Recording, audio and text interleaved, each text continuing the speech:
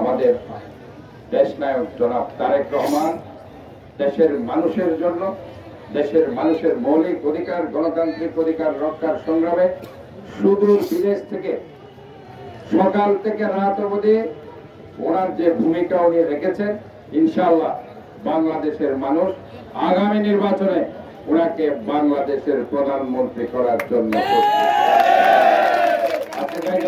তরুণ দলের এই অনুষ্ঠানে আমরা ঘোষণা করতে চাই, আমরা এক ঐক্যবদ্ধ, আমরা দেশের জন্য সবসময় কাজ করেছি।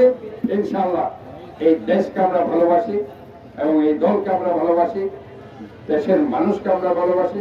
দেশের মানুষের জন্য আমাদেরকে আবারও লড়াই করতে হবে, মানুষের মৌলিক অধিকার গণতান্ত্রিক অধিকার রক্ষার সংগ্রামে।